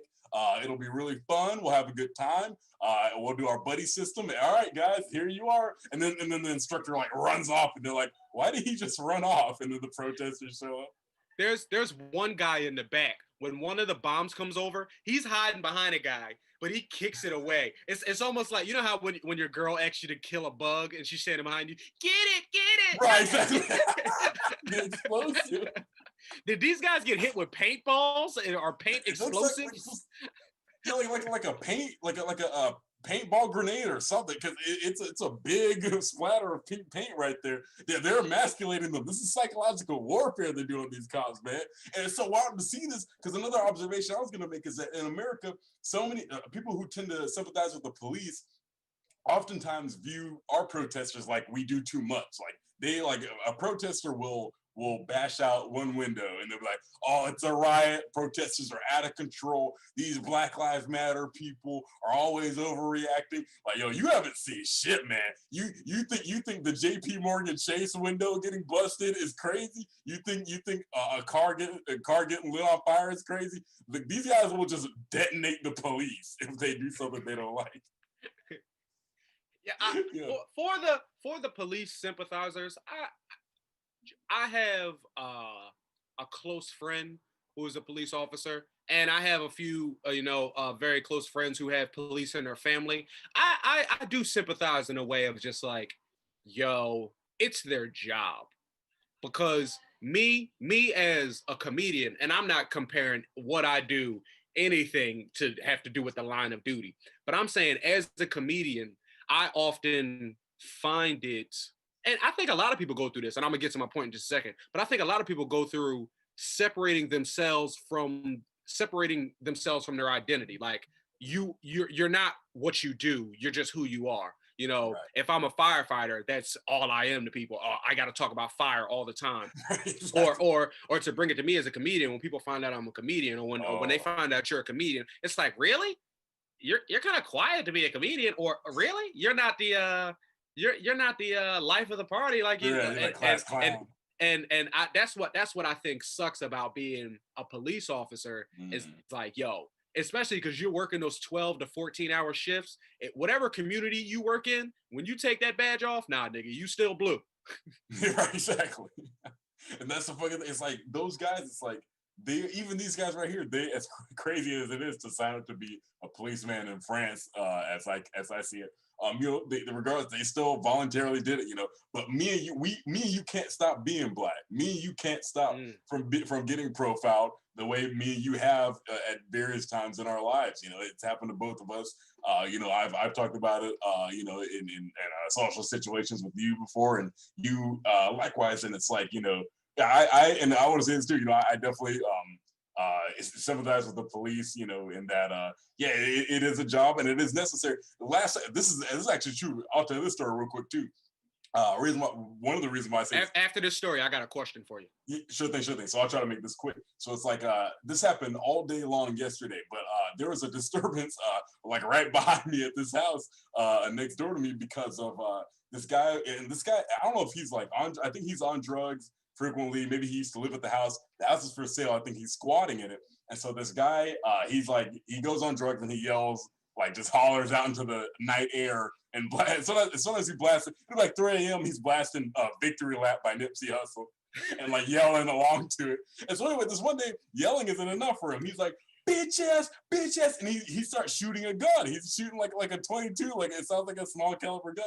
And so the cops come, and I'm listening to the situation. The cops come, they're like, come out. Eventually he comes out with his hands up. And then the cops say, they question him, and he's lying to them. He's like, oh, I heard a man, you know, he might have had some fireworks. He was in the backyard, da da da. And so later on in the evening, he's yelling, bitch ass niggas called the police on me. And I guess the bitch ass niggas call the police on him again. And then there's next thing I know, this is 8 p.m. yesterday, there's a police chopper right above our house with the spotlight on trying to find him. The cops show up, the SWAT team shows up. I'm literally looking out the window. They got the heavy rifles. They got like AR-15. I don't know what these guys right next door got the AR-15. They're like, all right, you cover left, cover right. They're doing this Call of Duty shit. They surround the perimeter, like looking for him. I think he hopped the fence because I don't think they caught him. And the chopper left shortly after. But and again, it's like if you ask me to do that, I'm not. I love you, Sean. I'm not picking up a gun to go to war for the sake of a neighborhood. So you know, hats off to the police. You know, it's just we want them to conduct themselves respectfully. So again, your question, Sean. So this kind of stems back to our conversation we had on a previous episode. Like when we were discussing racism, my personal view on what, you know, systematic oppression and racism is like, it's not necessarily, it is this, but one side of it is like a person coming up, hey nigger, or something like that. But the other side of it is like, if you're a white person or a person who's not black, to be an ally, you kind of have to stand up against that system. Like if you are white and you are screaming Black Lives Matter, but like when I don't get a loan at the bank, you're still like, well, that ain't got nothing to do with me. It's kind of like, all right, well, are you really against this system, or are you just doing it for the novelty? I wanna take that and kind of shine that light on the police. How do you feel about the police? We all know that there are good cops. We personally know some good cops, and we know we can watch the news and see that there are bad cops. Is it a good cop's job to hold a corrupt system in check, or is it a good cop's job to just be a good example? Just be the cop who's giving out turkeys on Thanksgiving. Just be the cop who's going to educate kids about gun safety and, you know, not fearing the police and stuff like that. Just be the cop who's being the change you want to see in the world. But how I feel about that, you can be a good person and be that good cop, but when you see, you know, that your force or your district or your precinct has like a gang mentality where they're ganging up on a specific culture, is it your job to check that, or is it your job to just be the good cop that you can be? Yeah, yeah. No, and that's the thing. It's like one thing that I've noticed about this country, I feel like people have like people are very, you know, very, rightfully so, very defensive about our soldiers. You know, people in the military in this country, they're like, you know, the whole NFL has like a whole like week for them. It's all this stuff, you know, Veterans Day, everything, and veterans benefits, da, da, da. And I feel like people in everybody claps in the airport. Is that right? Like I have friends that are veterans who say if they have to hear thank you for your service one more time, they're gonna go crazy. And so, but the thing is, like, I feel like so many people in their head, they be like, nigga, I work in tech. What are you talking about? Exactly. Right. And BGA said they kill for a living. Hey, a lot of them do. A lot of them also are like filing papers or you know, cleaning the wheels on a plane or whatever. But I mean, but the thing is, like, I feel like a lot of people have in their heads. I'm gonna get to my point. Is like, I feel like a lot of people in their head. Well, I'm getting to the point. A lot of people in their heads, even guys in the police and guys who sympathize with the police, they liken the police to guys in the military, and they feel like these guys are like soldiers who are doing us a big service. And so in return, we need to not complain. In return, we need to not nitpick about the way they act. We need to not, get on their back about police misconduct or, a situation where there's a gray area and we're like, oh, well, the cops should be more responsible. And they approach it from like, oh, why wasn't the dude who the cop was like, manhandling more responsible, He shouldn't have put himself in that situation. But yeah, the way I feel is very strong is that only one, if there's a cop, wrestling with the man on the street, the cop has sworn an oath to respectfully defend the people of this country. And I feel like because of that, and because of the fact that the cops are the line between civilization and anarchy, I think it's more important to hold them accountable. I think it's critical. I think it's more important to hold them to a high standard. And because the thing is, like, if you are infatuated, think about it like a woman. If you're infatuated with a woman, you don't care like what happens with her. You're just like, I just like the idea of this person. But if you love, because they say they love the police, they love. If you love somebody, if you love something, you will want it to be healthy and be at its best and be a net benefit to the world. If you love is when you want the best for something, and if you want the best for the police, that does not mean you're going to make up excuses for them if they let their emotions get the best of them, if they ruin somebody's life, as they have for thousands of people, if they beat somebody up, they harass somebody, if you feel, because here's the thing, it's like these cops in this video, none of them are dying. I mean, they're definitely under attack, they're under threat, but it's like, they have full gear, they got their riot shields. And honestly, I think the people who throwing this shit, I don't think I would have the nerve to throw shit at the cops, but I definitely see what they mean. Because let me tell you, when I watch a YouTube video of police beating somebody up, some sort of situation like that, oftentimes the person filming gets told to stand back. That happened in the George Floyd video. If you remember watching that video, the woman filming it is the only way everyone found out about the situation. And the cop was like trying to stand in the way, trying to tell her move back, trying to tell her do this, do that. Like no. Like if you guys aren't doing anything wrong, you won't have a problem with the filming.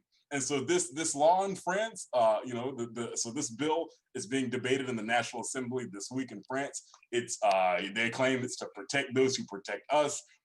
Basically, the bill says sharing images of on-duty police, quote, with the aim of harming their psychological integrity will be punishable with up to a year in prison and a maximum fine. But that just, again, like to me, that I'm going to ask you this, Sean, what your opinion is on that. Again, this law that France people are mad about. It says, sharing images, sharing video of on-duty police with the aim of harming them in some way, you're going to get like a year in jail. So I feel like that's going to open the door for the government to harm people, to retaliate against people for holding the police accountable. They're going to retaliate against people for filming the cops. I mean, do you feel that way, or do you think this might be necessary? I definitely think that specifically filming the police is like it is a good way to keep checks and balances. Like, obviously in America, it ain't doing shit because niggas will still get shot and beat the fuck up on camera. With the body cam. But what the difference is, the recording makes you like, oh, there's documented evidence of you doing this. It's not your word versus my word. We can watch it and make a critical decision for ourselves. And I think that, just even how we're doing this show right now, like when we talk to each other, we hang out often, and when we talk to each other, I may fumble my words. I may fly off at the handle and say something about a group that I don't really mean, but I'm just having fun talking shit. But with this camera on me, I'm going to have a certain, I'm going to speak how I know how to speak. I'm going to be well spoken. I'm going to handle myself with a bit of decorum. I'm going to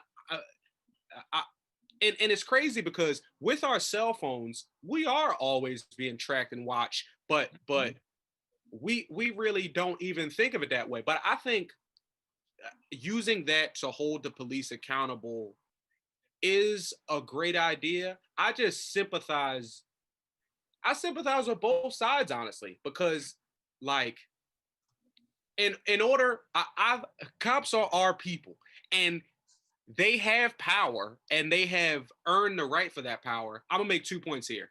You should be able to interview them because the same way they are paid for it. They are compensated for their duties. The same way NBA players and NFL players have to give those press conferences because they are paid to do so. Right. An officer is paid well enough to live a lifestyle that he can take care of his family, so that he has to go through that scrutiny. He has to be able to pass the physical test and mental test to see if he's capable of doing this. But what's bittersweet is they do have power, but they're still people. I've dealt with a police officer directly in my hometown of Willingboro, New Jersey. And when I was arrested, once I was in the car, I had handcuffs on me. I knew I was going to at least a holding cell, some type of being in a cell, being locked up until I got bailed out. At that point, the gloves were off. I was talking in the back of the squad car. I was talking crazy shit to this officer. Now, he had the option to beat me up, but there would have been cameras to record this, or there would have been repercussions to that actions, because I was going off. Like, I was like, oh, you're just a human. Now, you may have this power over you. You have the gun, you have the handcuffs. I'm in your car now. But while we were riding, he had the radio on listening to jazz. And I was like, oh, you like jazz? And he was like, yeah. I was like, you ever learn how to play an instrument? He was like, no. And I was like, because you're a fucking low-level human who never really wanted to do. Your wife is gonna leave you because you never chase your dreams. And he was like, all right, whatever, turn up the music. And I was like, you could turn it up, but you know what I'm saying, true. You probably hate yourself inside. And then the rest of the ride is just quiet. He gets in there. You gotta get out the car. He's gotta pat you down when you get to there. And I'm looking him dead in his eyes. Like, I know he probably wants to sock me in the face, but he's already exercised his power. He's taken away my freedom. The same thing when I've been in a holding cell, the COs got it the worst, the correctional officers, because they're in the jail. You're already locked up. Yeah. You have nowhere else to get locked up. So talk all the shit you want. Let him dig into every insecurity he has. And that's when they're like, damn, I'm a cop, but I still have feelings. And it's like, nah, fuck your feelings. He's like, I'm not even 12. I'm like 11.5, man. Why are you giving me all this shit? Right. And that's the crazy thing. It's like these corrections, those are men that pretty much have nothing else left to lose. So many of those guys in jail, they oftentimes are prone to get things added to their sentences because that is such a prevalent thing where they're just like, yo, I'm already in the jail. Like, you can't execute me for spitting in this CO's face, for telling this CO that I fucked his wife long dick style like Jerome from Vine. Like, there's nothing, there's no consequence beyond like what they're already serving. So it's like, whatever. But BGS says can't prove intent. Well, we're trying to make sure we can prove intent, or at least we can get a verdict on this. We want to be able to. We can't prove intent, but what the documentation of video allows us to do, we can check the pedigree. We can see, oh, how has this guy acted in this situation before? Oh, how has this guy responded to somebody saying to him in this way before? Oh, we can check this guy's tweets now. We can check this guy's, whatever he posts, whatever he follows. Like, if this guy he's got a Confederate flag in his living room and the he's got a Blue Lives Matter, in his back windshield, and he's got a MAGA hat when he pushes the little black girl, we don't have to give him the benefit of the doubt, because it's like, well, we checked your pedigree, bro. Yeah, exactly. We saw you tweeting like, alt-right is the only right, and he'd be like, right, exactly. He's out here. He's like, oh, it's gonna be like, let's go to the tape, and then they pull up that video of him, doing the Sieg Heil, and it's like, maybe there was something behind him pulling over the Muslim guy. And so I feel like, hey, Officer Dan, this is your 10th Muslim guy this week. I know, right, exactly. You want to switch it up a little bit? I like what I like. I like what I like. He's got the whole mosque in the fucking system. Like, yo, bro, chill, goddamn. And so again, it's like, I feel like this is something that bothers me a lot on a personal. I think it bothers everyone else in the Black community as well. When people who are, because I know a lot of, my brother-in-law's dad is a cop. That guy was, on the ground during 9/11, NYPD, and all that stuff. And it's like, you know, it's one of the reasons why I respect. You said your girlfriend's pop is an officer? my brother-in-law's dad. Oh, your brother-in-law. That's right. He was in NYPD. He was at ground zero on 9/11, you know, trying to help people pull bodies out of the rubble.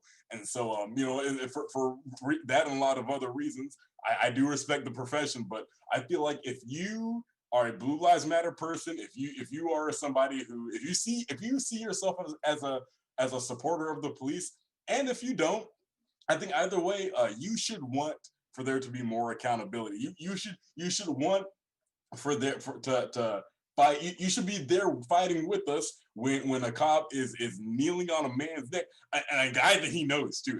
If a cop is kneeling on a guy's neck for 8 minutes and 46 seconds, like that should outrage everyone uniformly. There should not be a single soul on this planet that has a reservation about that, but there are, and so again, it's the kind of thing that makes me think, like, you know, if you, because here, let me point this out too. I'm going to make this analogy. What if what if I think Lloyd Pierce is out as coach of the Hawks, but you know, my team's the Atlanta Hawks. What if Coach Pierce said to the players, "You guys are the best team in the league"? Is that gonna do them any favors? No. Is it true? No. Matter of fact, it might make them worse, because then all those other guys, you know, Bruno Fernando, all those other guys gonna be like, oh, we are. I don't have to go to training today. I can hang with the Instagram models tonight. It's gonna make them worse. But if Coach Pierce was like, all right, guys, we're third to last in the Eastern Conference. Let's try to get to the gym, maybe like, you know, at 6 a.m. instead of 7 a.m. Let's work on these drills a little more. Let's try our passing drills a little more so we can, you know, make these passes more accurate. Let's try this new play. That is the kind of thing that would actually make them better. To piggyback on your point, to even more, you could be like, okay, Trae Young and Vince Carter are doing good. Right, exactly. Dwight Howard, he keeps trying to fuck the hose. Get him out of here. We don't need him. and we support Dwight Howard and all that he does in his personal life and otherwise. But hey, Dwight, we need you to hit those free throws. All right, it's looking a little shabby out there. And that's the fucking that was his first requirement when he became a Laker. It was like, look, we're gonna need you to stop fucking these hoes. Like, Dwight, you're fucking huge. You're a huge target. Eventually, a flagrant foul is coming your way. We need you to take these free throws and hit them in case it's a close game against the Bucks. And so, and that's the thing. But telling Dwight, "Oh, Dwight, bro, you the GOAT. Can I get an autograph?" Like, and Dwight's like, "Aren't you supposed to be coaching me?" Like, that's not gonna help. Like, just riding dick isn't gonna help. What is gonna help is actually pushing for progress. Actually telling Dwight Howard, we need you to hit these jump shots, not being like, "Oh shit, yo, I fuck with Dwight heavy.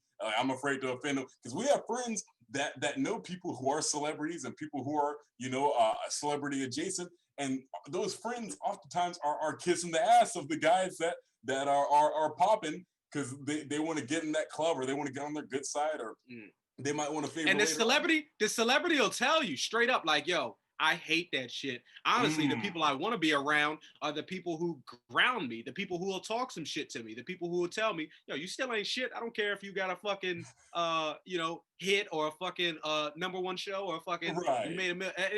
You still ain't shit. And you be like, you know what? You all right. Yeah, exactly. Because let me tell you this, I ain't shit. Right, exactly. And you want those friends around you too. Because I was about to bring this up too. Like, I feel more compelled to hang out with my comedian friends that are more real with me. There was this one, like, me and Sean, you know, we're both comedians. We've workshopped jokes before. I forgot what this one joke I was like trying to do was. I didn't realize it had been done before. You told me, bro, that shit is hack. I'll tell you that right now. I remember you saying that. And in that moment, it's like, oh fuck, like that joke sucks. I thought it was good, but it's like that's what you need. It's not like it's not like, you know, people want to, you know, be like, oh yeah, like trying to be a certain way around somebody or sugarcoat shit. Like, you want, like, those are the people you want to have, people who are realistic.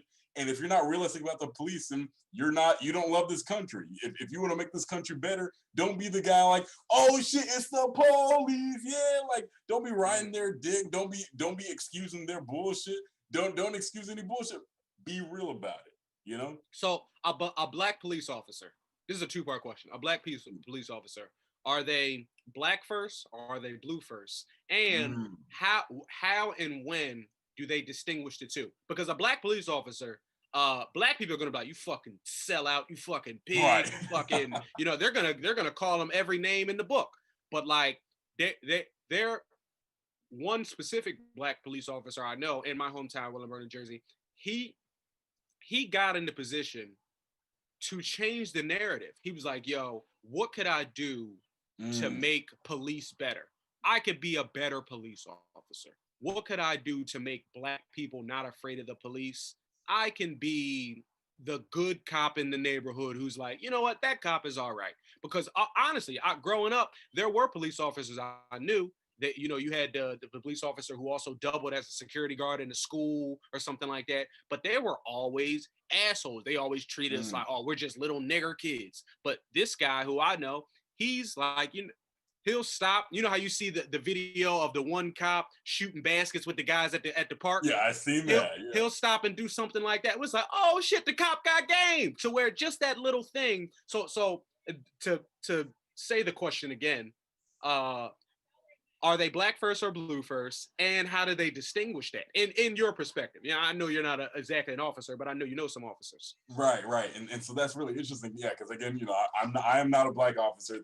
You know, this is definitely more a question for them. But I feel like they are blue first because of the fact that they have that insulation. They have if you're a black person, but you have that badge, or the other officers know you because you work at that station. You know, if your life is at less of a threat, then yours or mine. It's the truth. Okay. Right. If you were a cop in that situation you were talking about earlier, and they knew you 100%, they would be like, it's Sean. But instead, he had his like guard up, and he felt like he needed to.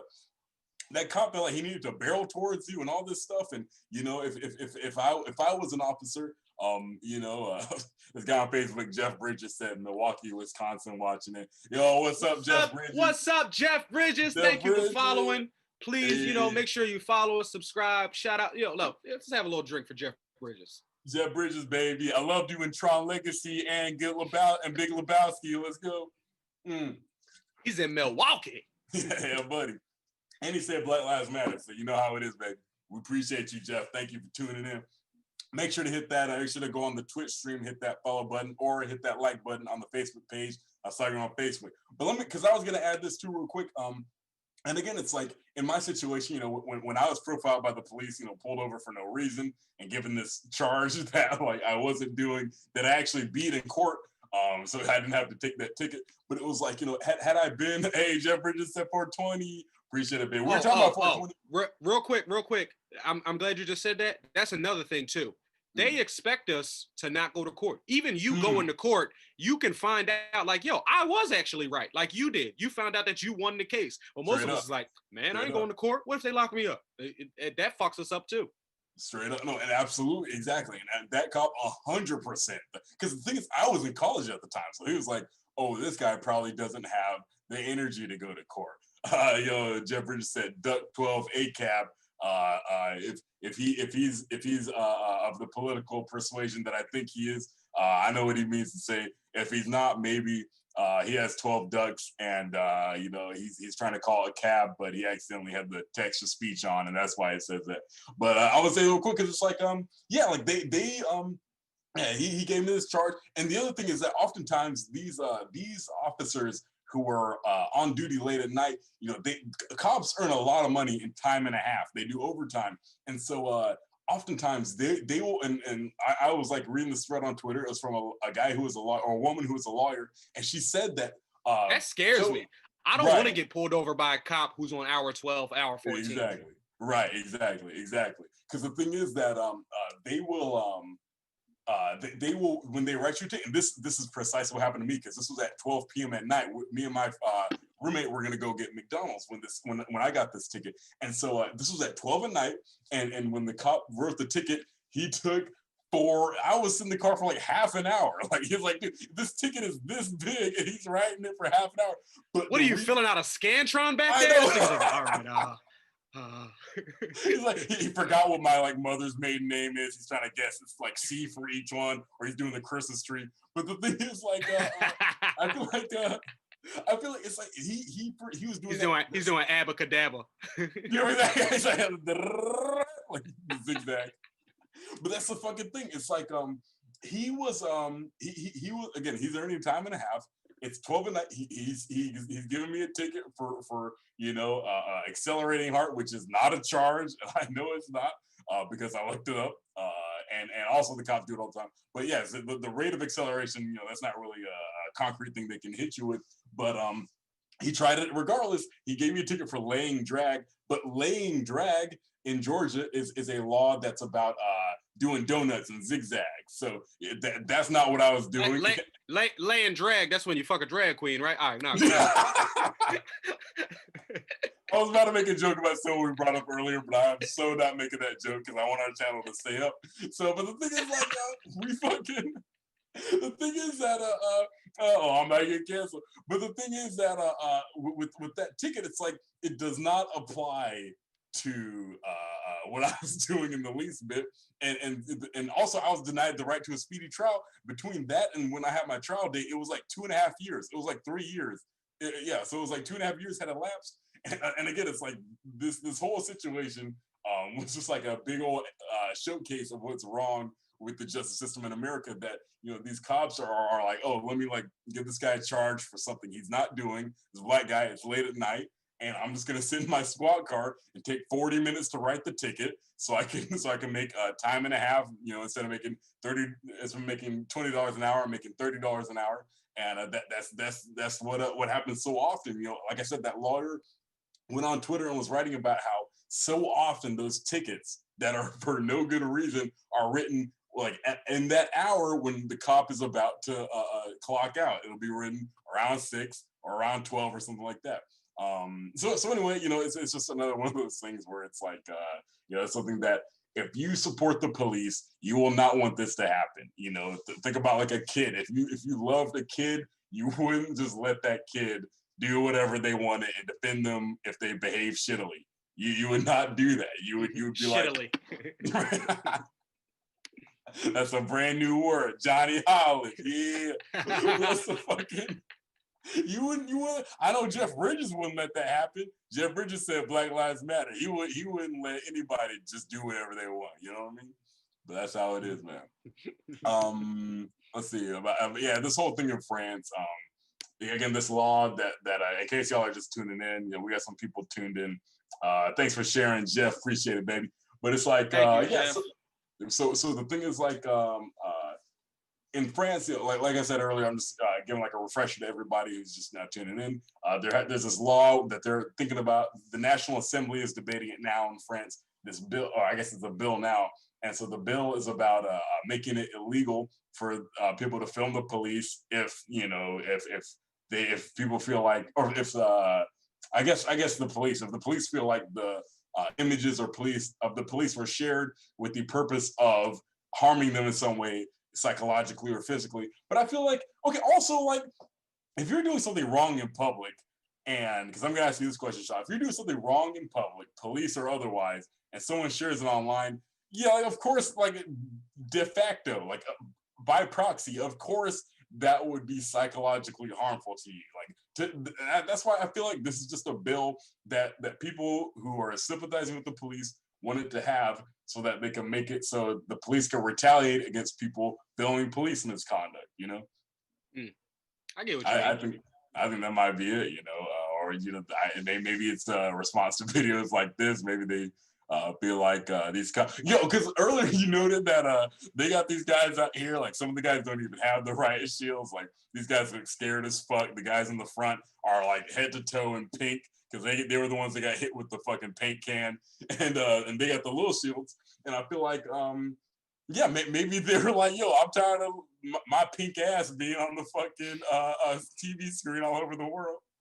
Let's get this bill in so that I'll have to fucking look like a fucking pussy getting hit with the fireworks, hit with the Roman candles and shit. What scares me the most about that, honestly, is just that people have two brains. people have the brain that, okay, this is what the world thinks I am, so let me play that role. And then you have who you really are. And there's often you always hear this quote where, you know, greatness happens when nobody's watching. The hours you're putting in when nobody's watching is